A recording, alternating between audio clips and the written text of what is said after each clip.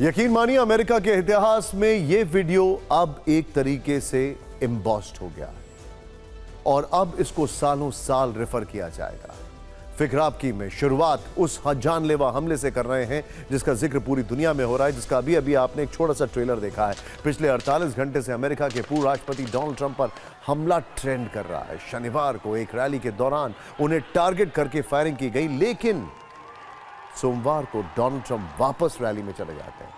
इसके बाद से पूरी दुनिया में इस घटना को लेकर अलग अलग थ्योरीज चल रही हैं। खुद पर गोली चलवाने से लेकर राष्ट्रपति चुनाव जीतने की प्लानिंग तक की बातें सामने आ रही हैं। कहा यह भी जा रहा है कि ट्रंप को मारने की साजिश रची गई थी। सीक्रेट सर्विस पर भी उंगलियां उठ रही हैं, जो कि अमेरिका के सबसे लीडिंग न्यूज़पेपर्स ने उठाई हैं। कुछ लोग इसे इत्तेफाक बताकर डिवाइन पावर का भ्रम फैला रहे हैं। अगर यह इत्तेफाक है तो यकीनन बुलेट प्रूफ इत्तेफाक है, लेकिन आज हमारे इस शो में फिक्र का फोकस सिर्फ थ्योरी नहीं है, अमेरिकी मीडिया पर भी सवाल है। दूसरे देशों के मामले में मुखर रहने वाला, तथ्य और सबूत पेश करके शेरों की तरह दहाड़ने वाला अमेरिकी मीडिया अपने ही देश के इतने बड़े मामले में हेडलाइन मैनेजमेंट करने वाली भीगी बिल्ली कैसे बन गया है। उन हेडलाइंस की आलोचना पूरी दुनिया में हो रही है और इस आलोचना के बाद कुछ अमेरिकी मीडिया हाउसेस ने अपनी रिपोर्टिंग की लाइन लेंथ ठीक भी की है। आपको ट्रंप केस में चीन की व्यापार वाली मौका परस्ती भी देखनी चाहिए। चीन ने बाकायदा ट्रंप की मुट्ठी बांधे हुए तस्वीरें जारी कर दी हैं, उसकी टी शर्ट बनाकर लॉन्च कर दी है। कीमत ₹450 है। सवाल अमेरिका के गन कल्चर पर भी है। बोया पेड़ बंदूक का तो शांति कहां से होए। दुनिया भर में नए नए युद्ध शुरू कराकर हथियार बेचने वाले अमेरिका में ट्रंप भले ही शूटर की गोली से बच गए हों, लेकिन टॉफी, बिस्कुट, कैंडी की तरह किराने की दुकानों पर बंदूक और गोली बेचने वाले अमेरिका का गन कल्चर अब उसके लिए ही भस्मासुर बन चुका है। ट्रंप पर फायरिंग हुई है। हमला 20 साल के शूटर थॉमस क्रुक्स ने किया है। सीक्रेट सर्विस के स्नाइपर ने उसे मार दिया हमला करने के बाद।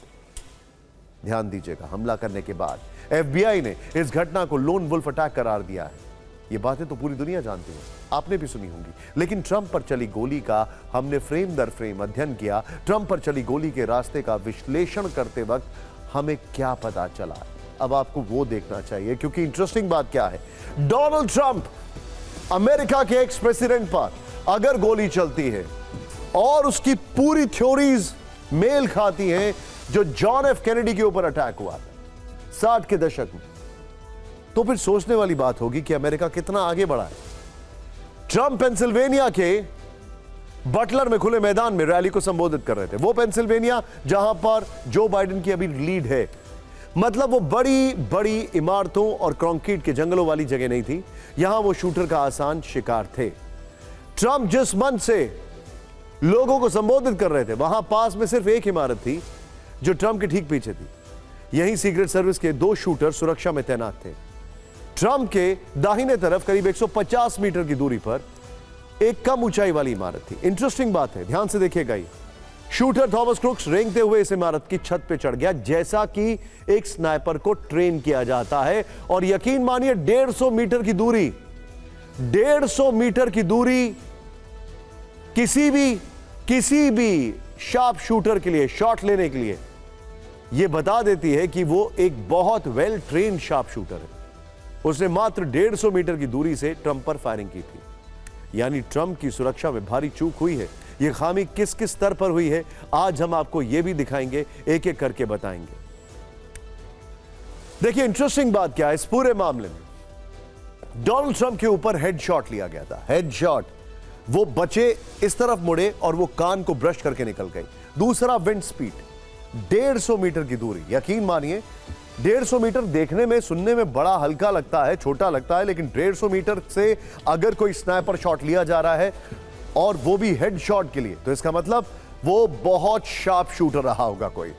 हम आपको ट्रंप पर हमले की पहली थ्योरी के बारे में बताते हैं। अब तक दुनिया यही जानती थी कि ट्रंप को टारगेट करने वाला सिर्फ एक शूटर था, जबकि 48 घंटे बाद गोली चलाने की ऑडियो फॉरेंसिक रिपोर्ट से चौंकाने वाला खुलासा हुआ है।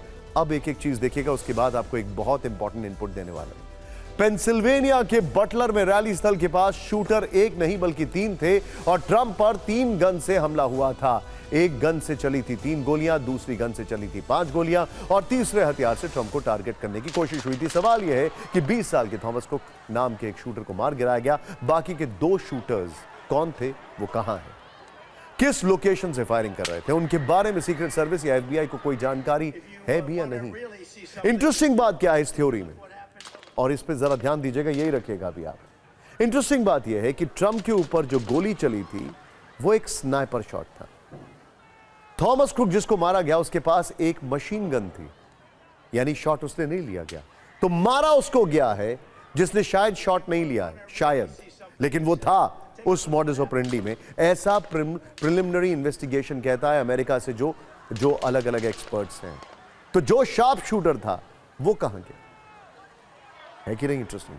दूसरी थ्योरी ध्यान दीजिएगा, क्योंकि इसमें सीक्रेट सर्विस पर सवाल सीधे तौर पर उठ रहे हैं। चश्मदीदों के ऐसे कई वीडियो वायरल हैं जिसमें वो साफ साफ बता रहे हैं कि उन्होंने हमलावर को बिल्डिंग पर रेंगते हुए देखा। उसकी जानकारी ट्रंप की सुरक्षा में तैनात स्थानीय पुलिस को दी, लेकिन पुलिस ने तुरंत कदम नहीं उठाया। हम आपको वर्ल्ड वाइड वायरल बयान सुनाएंगे, उससे पहले देखिए कि अब तक हुई जांच से कौन कौन सा चौंकाने वाला खुलासा हुआ है। चश्मदीदों की तरफ से पुलिस को बताने के बाद एक टीम हमलावर के पास तक गई थी। यह है वो स्नाइपर जिसको मार दिया गया, और वो है सीक्रेट सर्विस के वो स्नाइपर जिन्होंने गोली मारी है। इसके पास एक टीम गई थी, लेकिन शूटर थॉमस कुक ने पुलिस पर भी बंदूकें तान दी। पुलिस डरकर पीछे हट गई। पुलिस डरकर, उसने तुरंत सीक्रेट सर्विस को सूचना दी। यानी इसका मतलब है कि पुलिस ने टाइम लिया रिएक्ट करने में। पुलिस ने अपनी गन नहीं निकाली। क्यों नहीं निकाली? अमेरिका में तो बात बात पे पुलिस बंदूक निकाल के शूट कर देती अगर किसी के पास बंदूक हो, लेकिन सीक्रेट सर्विस ने इस पर रिएक्ट नहीं किया। जांच में यह भी खुलासा हुआ है कि हमलावर जब रैली स्थल पर लगे मेटल डिटेक्टर को क्रॉस कर रहा था, सुरक्षा कर्मियों को उसी वक्त उस पर शक हुआ था। तब भी सुरक्षा कर्मियों ने उसकी संदिग्ध गतिविधियों की जानकारी सीक्रेट सर्विस को दी थी, लेकिन वहां भी सीक्रेट सर्विस ने इनपुट की अनदेखी की। सीक्रेट सर्विस ने इतना सीक्रेटिवली क्यों रखा इस शूटर के डिटेल्स को? अब एक वीडियो देखिए। सीक्रेट सर्विस के 2 स्नाइपर्स का यह वीडियो पूरी दुनिया में बहस का विषय बन चुका है, मुद्दा बन चुका है। बाइडेन प्रशासन की ओर से शूटर को मार गिराने वाले स्नाइपर्स की प्रशंसा की जा रही है, तो दूसरी तरफ आलोचक स्नाइपर्स की तरफ से हुई देरी पर सवाल उठा रहे हैं। कहा जा रहा है कि ट्रंप की दाहिनी तरफ वाली बिल्डिंग की छत पर तैनात सीक्रेट सर्विस के 2 शूटर्स ने हमलावर को देख लिया और 42 सेकंड पहले ही टारगेट को लॉक कर दिया, लेकिन उन्होंने रिएक्ट तब किया जब शूटर ने पहली गोली चला दी। इसका मतलब क्या है? शूटर और जो सीक्रेट सर्विस के लोग थे, उन दोनों के बीच में पब्लिक तो नहीं आ सकती।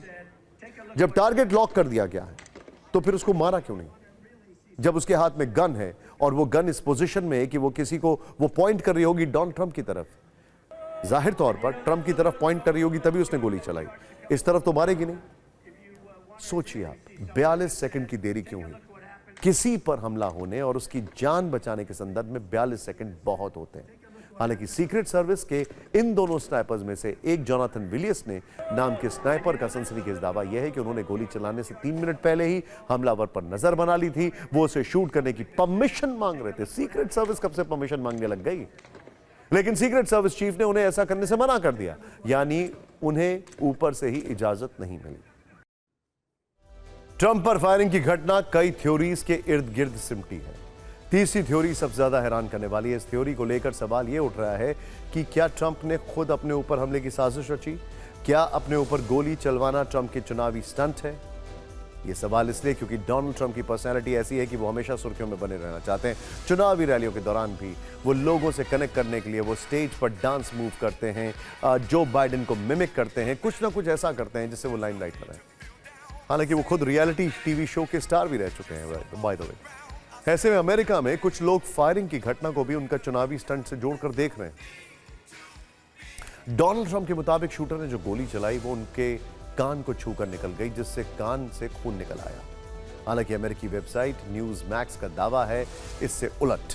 न्यूज मैक्स के मुताबिक ट्रंप के कान पर खून गोली लगने से नहीं निकला, बल्कि गोली लगने से टेलीप्रॉम्प्टर का शीशा टूटा जो कान पर जाकर लगा और खून निकलना। इसमें एक और थ्योरी है। वो थ्योरी यह है कि ट्रंप का लास्ट मोमेंट पर मुड़ना नंबर 1 और विंड स्पीड, ये 2 फैक्टर्स थे जिससे कि गोली उनके सिर पे नहीं लगी, बल्कि उनके पीछे जो पब्लिक मौजूद थी उसमें से किसी एक के सिर पे लगी। इसके अलावा कहा यह जा रहा है कि डोनाल्ड ट्रंप पर हमलावर ने असॉल्ट राइफल AR-15 से हमला किया। इस गन से ट्रंप पर पहली बार में 3 राउंड फायर किए गए। इनमें से एक बुलेट ट्रंप के कान को छूकर निकल गई। सवाल यह है कि असॉल्ट राइफल की जगह एकदम सटीक निशाने पर लगने वाली स्नाइपर गन से हमला क्यों नहीं किया गया, जबकि हमलावर के पास स्नाइपर गन थी। इंटरेस्टिंग बात यह है कि अगर 3 शूटर थे तो एक ने असॉल्ट राइफल चलाई। हो सकता है वो एक डिस्ट्रैक्शन हो, भीड़ को तितर बितर करने के लिए, जिससे कि उनको एक क्लियर शॉट मिले डोनाल्ड ट्रंप का, और शायद वो अटेम्प्ट किया गया जो कि कान से छू के निकल गया। थ्योरी से इन्वेस्टिगेशन होना बाकी है अभी।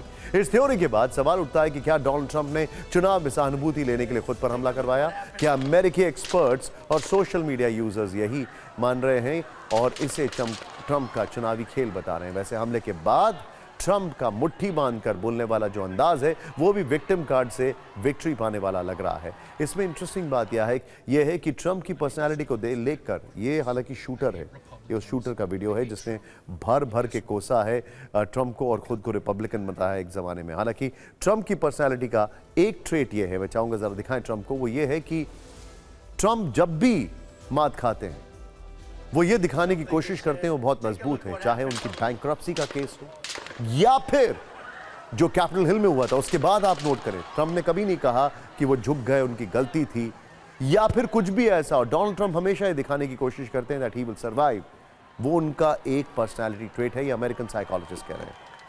हमले को डोनाल्ड ट्रंप की साजिश कुछ लोग मान रहे हैं। शूटर्स की पहचान का हवाला दे रहे हैं। शूटर थॉमस क्रुक्स को लेकर जो जानकारी सामने आई है उसके मुताबिक वो ट्रंप की रिपब्लिकन पार्टी का रजिस्टर्ड वोटर है। वो नवंबर में राष्ट्रपति चुनाव में पहली बार वोटिंग करने वाला था।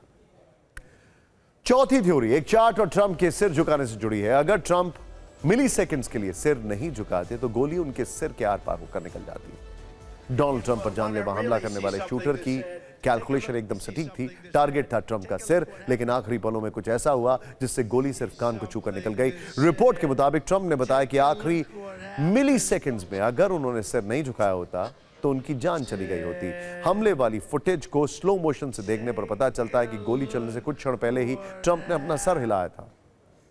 ऐसा भी हो सकता है कि गोली उनके सिर के पीछे के हिस्से में लगती जिससे उनकी जान जा सकती थी। और ये एक बहुत बड़ा सवाल है क्योंकि अगर हेडशॉट लिया है किसी स्नाइपर ने तो वो वेल ट्रेन्ड स्नाइपर है। और यकीन मानिए अमेरिका में इस बात की चर्चा है, हेडशॉट 150 मीटर की दूरी से लेने वाला स्नाइपर कोई एक्स वॉर वेटरन है, ऐसा कहा जा रहा है।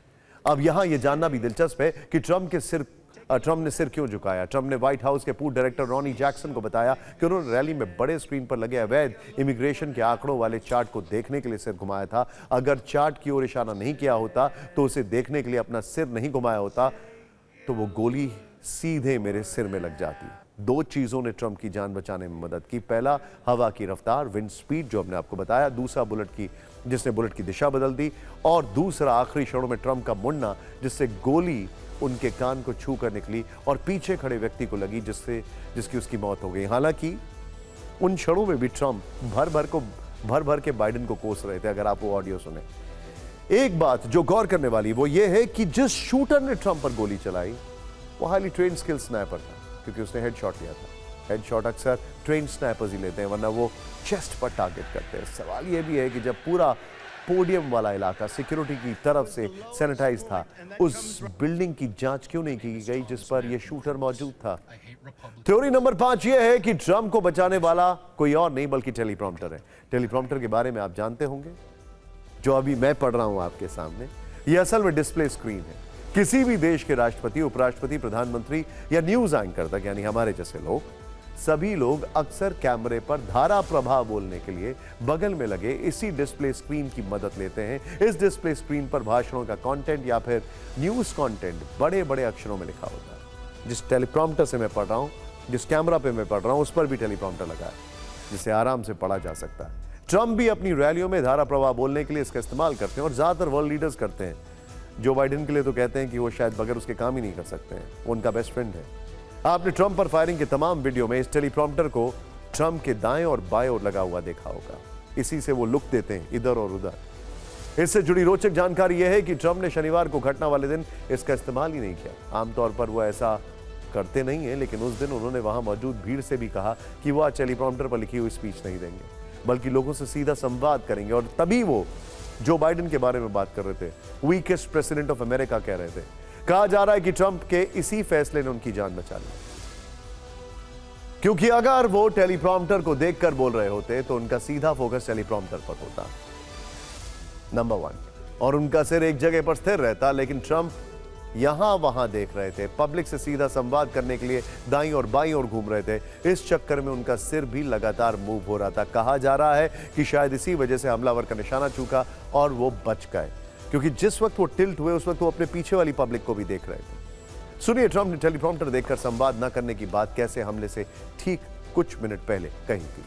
लेकिन यकीन मानिए, मैं ट्रंप से ज्यादा ट्रंप के जो वहां पर सपोर्टर्स हैं, जो उनकी रैली में आए थे, उनका फैन हो गया हूं। वहां पर जब गोली चलती है कोई भगदड़ नहीं मची, किसी ने पैनिक नहीं किया और सब एकदम एसओपी एक जैसे, स्टैंडर्ड ऑपरेटिंग प्रोसीजर, सब शांति से नीचे बैठ गए। सवाल यह है कि क्या डोनाल्ड ट्रंप को पहले से अंदाजा था कि गोली चलेगी, इसीलिए उन्होंने टेलीप्रॉम्प्टर के इस्तेमाल से दूरी बनाई। नेताओं को जनता की सहानुभूति लेकर चुनाव में वोट हासिल करने की कला बखूबी आती है, और ट्रंप फायरिंग केस में तो बुलेट प्रूफ इत्तेफाक का कनेक्शन एक भविष्यवाणी से जुड़ा हुआ है। इस व्यक्ति का नाम ब्रेंगडन बिग्स है। उनका यह वीडियो 15 मार्च 2024 को YouTube पर अपलोड किया गया था। इन्होंने तब जो सपना देखा था, डोनाल्ड ट्रंप पर हमला भी करीब करीब वैसा ही हुआ। शूटर की एक गोली ट्रंप के कान को छूकर निकली, उनके कान से खून बह निकला, वो नीचे झुक गए। बाद में मुट्ठी भींचे हिम्मत और हौसले वाली ट्रंप की तस्वीर दुनिया में वायरल हुई। लेकिन सपने वाला ये इत्तेफाक अपने आप में अबूझ पहेली है। ट्रंप पर अटैक संदेह की नजरों से क्यों देखा जा रहा है, इसके पीछे वजह है, कई थ्योरीज हैं, कई सवाल हैं, भविष्यवाणी, यहां तक कि साल भर पहले फॉक्स न्यूज के पूर्व जर्नलिस्ट टकर कार्लसन की एक रिपोर्ट भी थी। उन्होंने 2023 में ही अंदेशा जताया था कि ट्रंप की हत्या की कोशिश हो सकती है। तब उन्होंने ट्रंप के बारे में एक इंटरव्यू में कहा था कि यदि आप किसी को घेरने के लिए उसकी आलोचना से शुरुआत करते हैं तो आप फिर विरोध करने तक जाते हैं, इसके बाद आप महाभियोग लगाने पर आ जाते हैं, और जब इनमें से कोई भी ट्रिक काम नहीं करती तब आगे क्या होता है, इसको देखने की जरूरत है। जाहिर तौर पर तब हम यानी अमेरिका ट्रंप की हत्या की ओर तेजी से बढ़ रहा है। ट्रंप के बारे में कुछ ऐसा है जो उनके लिए इतना खतरनाक है कि वो उन्हें जीवित नहीं छोड़ सकते। टकर कार्लसन ने उस समय रिपब्लिकन और डेमोक्रेट्स दोनों की ओर वो कहकर इशारा किया था, लेकिन तब किया गया ये दावा आज ट्रंप पर अटैक के साथ सही साबित हुआ है।